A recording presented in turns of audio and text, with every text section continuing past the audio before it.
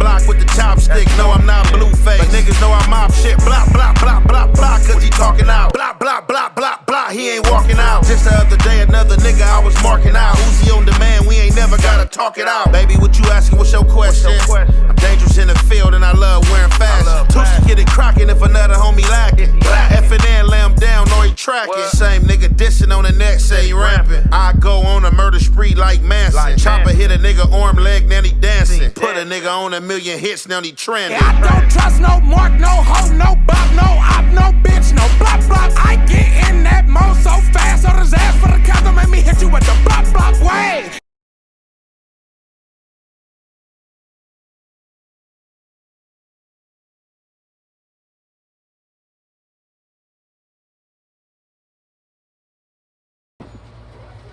What's the good old big deal with the good old people, man? It's your boy Young and Hefe. Don't care about number what the check say. Make sure you go ahead and like and subscribe, because it don't cost you nothing. Press that button, and if you ring that notification bell, I'm gonna bring you mail. What's the good old big deal with the good old people? It's Hot Topics with your boy Young and Hefe, and I'm here to deliver you another one like the other one. The recipient of Hot Topics is your boy Young and Hefe, Teespoon from Rolling 60s, and T4 from out the Rolling 40s, but the Rolling 40s out of Chattanooga, Tennessee. So this takes place in Atwater, California. Now, every time I explain the story of Atwater, California, if y'all been some of the viewers that have tapped in, y'all know that every time I mention that spot, I gotta mention out the straightening process, because when I first landed at that spot, for it to be a USP in a penitentiary, it was a former shell of itself. Not that I was trying to be tough, or that I wanted to be institutionalized or stay in jail any longer than my stay. That's why the lines that was pressed had to be pressed, because it was almost like a 50-50 yard, and this could have got me in trouble as well as the card in trouble, as Crips as a whole, because of the stupidity and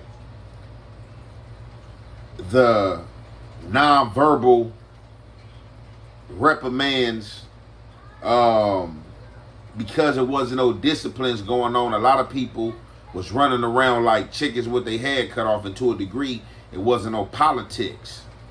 It wasn't no politics. The politics was slim to none. Let's just say that.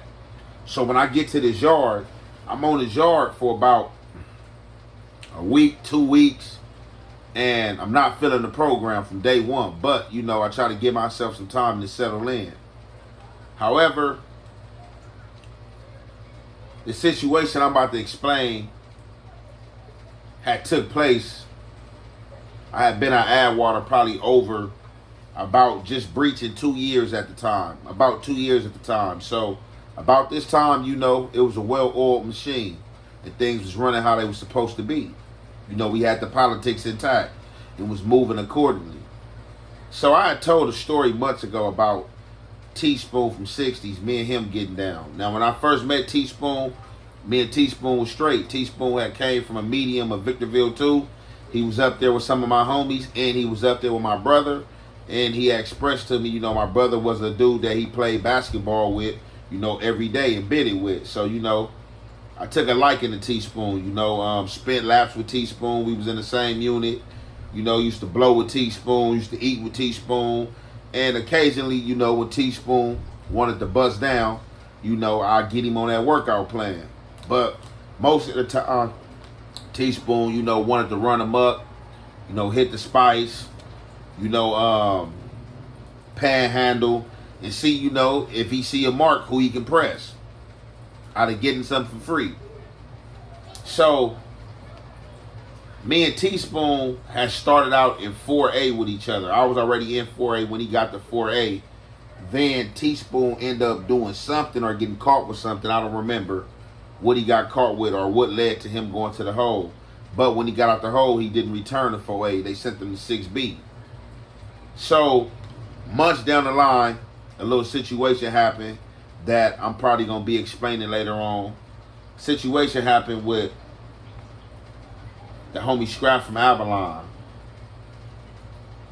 and some other Crip homies, the homie Lil Donnie from Vegas 60s and the homie Lil Boy, you know what I'm saying, who ended up being no good, you know what I'm saying, ended up checking in over that.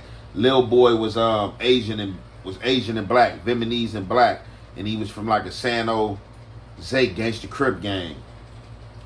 So, based on the situation that happened with them three, I was caught up in there and I was sent to the hole.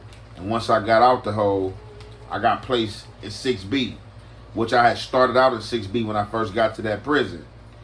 So, once I get in 6B, I explained the story to y'all about how I had to politic to get the TVs and stuff in there, how I was tripping with administration, telling them how, you know, this was a bullshit unit. I didn't belong there. Yes, I went to the hole, but I beat my shot. I was just back there for investigation. Never did really have a write-up to beat. I was just being held on an investigation. And they already had the situation that had took place on camera. So it was just, you know, hitting me on some BS, you know what I'm saying? Just hold me in contempt, you know what I'm saying? Just to mess up my program and take me out my comfort zone because they felt like I was pressing buttons on things. So, like I said, Teespoon was a liability on Yard, and Teespoon had done some things that would have had him removed. But like I said, based on me being from A-Tray, you know, I just didn't want to press the button on Teespoon, you know what I'm saying?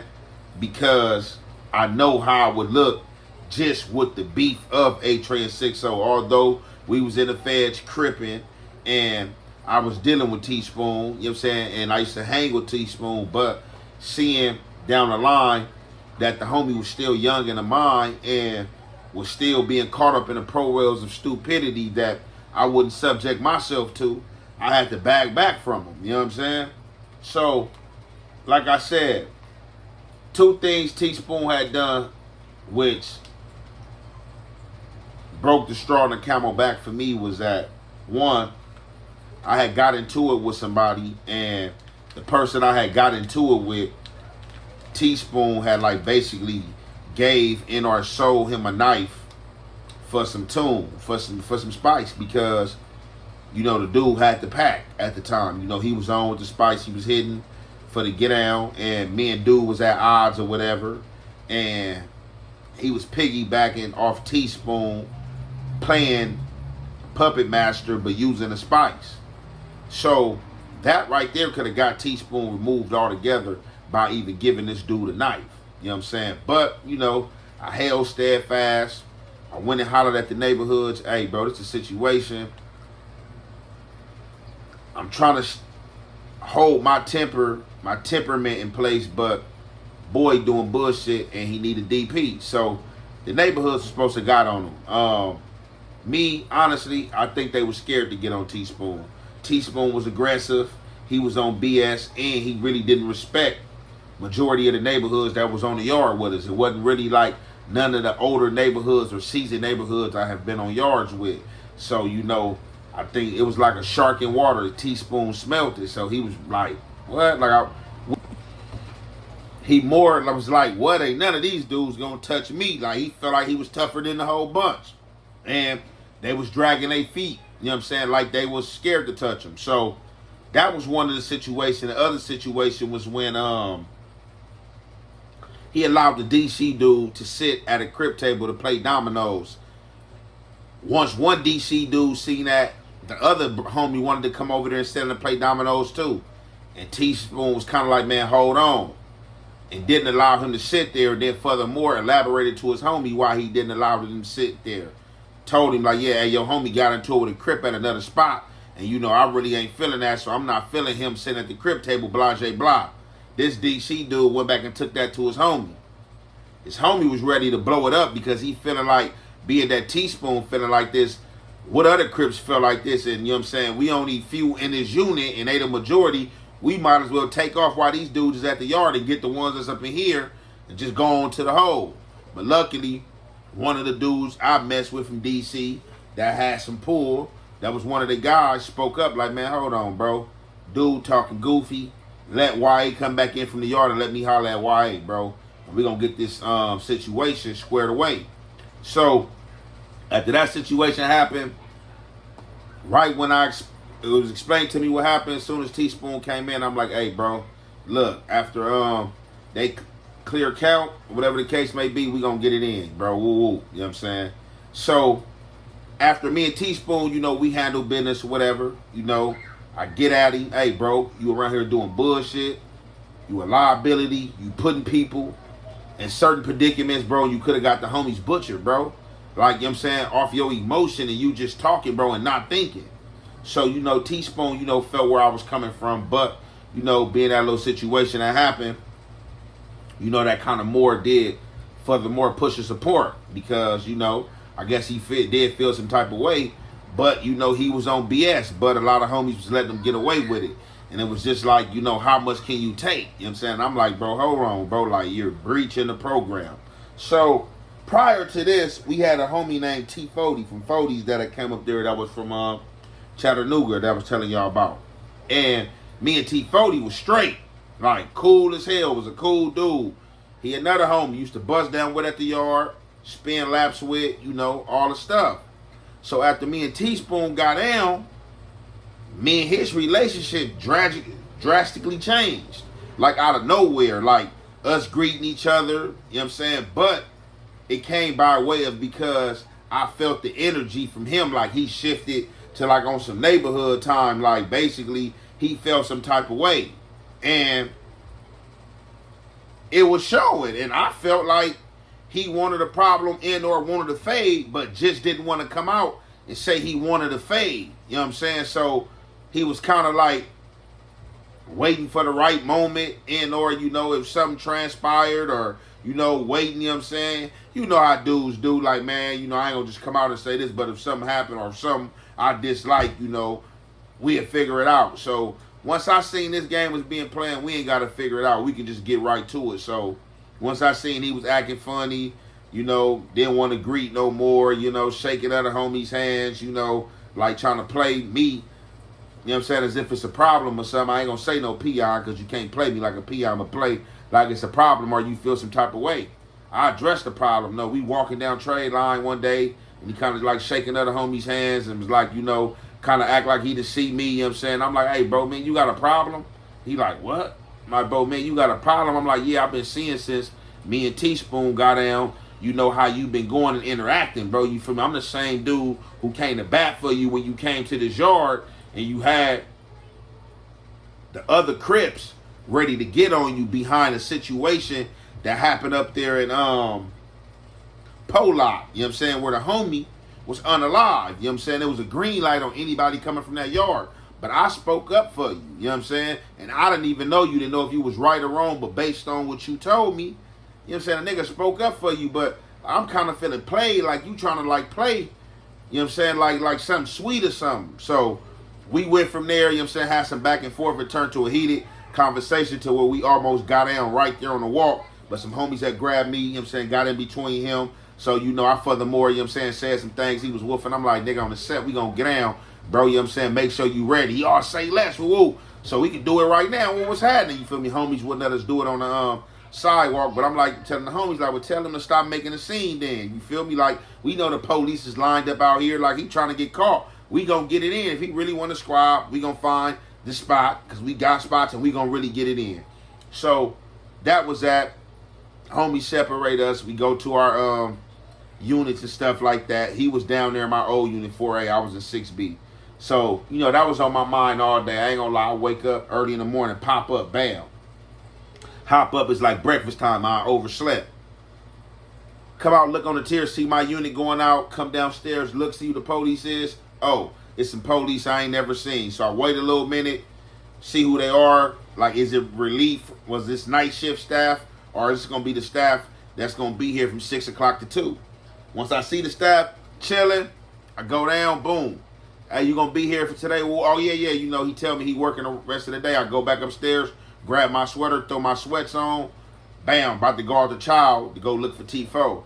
See the homie Swag, African homie from 60s out of Vegas. Hey, you about to go to breakfast? He like, yeah, hey, tell T4 to come to the unit, let him know we got a cool police, we gonna get that in. He like, for sure. I wait in the unit, you know what I'm saying? I'm sitting in the Crip area watching TV. About a good 15 minutes go by. Who comes through the door? Swag and T4. They come through the door. I hop right up. Police still outside on tray line waiting for breakfast to be over. I slide right upstairs. Like, hey, come on, slide right upstairs to my cell. We go right to my cell. I come out my shirt. I try to oh, hold on. Before that, I tried to tell him to go in the cell first. He didn't want to. Like, you go in the cell first. So we doing this on the tier. But my thing was with that, because once we get to squabbling, I want to squab. I don't want the person I'm squabbling with to be against the door to try to get out the cell, run up on the tier. Because even if we squabbling, I'm not going to run on the tier. You know what I'm saying? It's just go for what you know. If you knock me out, you do your thing, you just get it. So that's what I was on. So once we going back and forth with that, I'm just like, oh, man, I don't even worry about it. I go in the cell, go in the back, let him be by the door. We go in there, we get it in. We thunder. We go like 2 rounds. Second round, you know what I'm saying? I had to kick the gear up. Start gassing. He ball up, you know what I'm saying? Bag up, what's up? He like, straight. Like, what you mean you straight? I'm like, bro, what was all that about, bro? You know, again, like I said, I'm feeling played because he a person I went to bat for when he came to the yard, you know what I'm saying? Was giving him items and stuff like that, regardless if it is neighborhood, bro. Like, Teespoon had the situation he had coming because he was in the wrong and could have put the homies in a wreck. I don't care if this was your day one homie. You know what I'm saying? If he's in the wrong, he's in the wrong, bro. You know what I'm saying? Because some homies could have really got stabbed behind this by some dudes to play with the knife. That's, you know what I'm saying? They play with the knife by nature, you know what I'm saying? So, that was that. We furthermore, you know, in the room, we chop it up or whatever, you know what I'm saying? Shook hands, hug it out, you feel me? And he was just like, man, you know, bro, you got that, bro, but, you know, I ain't turning nothing down. And I'm like, yeah, bro, you know, you trying to go again? He like, no, I ain't saying it. I'm just want to let you know, bro. You know, I know Cali dudes be trying to look at us like we ain't with the business, bro. You know, I'm with the business, bro. You know, win, lose, or draw. I'm like, oh, yeah, that ain't nothing, though. But, you know what I'm saying? That was just a little situation I had when I was on that Atwater situation with the homies, you know what I'm saying, and trying to get some straightening and get these politics right, man, so we can keep it stepping. But with that being said, I'm going to conclude it right there, man. Y'all can go ahead and get in that like segment and let me know what y'all think y'all like. I know it's going to be some of y'all in here trolling, hey, man, tell a fight when you lost, or you don't lose no fights and all this and that. But, hey, y'all going to talk and say what y'all going to say, man. With that being said, I'm going to conclude it there, man. It's your boy, Young and Hefe. Don't care about number what the check say. Make sure you go ahead and like and subscribe because it don't cost you nothing. Press that button, and if you ring that notification bell, I'm gonna bring you mail. I know you capping. Man, I might make some nigga mad with this shit here, right? But I don't give a fuck. I'm gonna keep it real. Man, half of these niggas around here the police. And y'all got them hanging out with you. Half of these niggas that got on the stand, my nigga, and testified on niggas, right? But them y'all homeboys. They come home, y'all celebrate them. Y'all got them at hey, boo, cool, this, all this shit come around. That's why I don't fuck with these niggas. Cause them be the same niggas that got them gonna get on the stand and testify against your ass when you out here in the streets. See, that's why I got the way, dog. It ain't nothing out here but niggas gonna tell on each other. Get on the stand and testify. Oh, it's niggas around here done testified on niggas. I got paperwork, niggas done testified, got on the stand on niggas, and don't even got nothing to do with the motherfucking case. That's how scared these niggas is around here. Fuck they talking about. It can happen to you.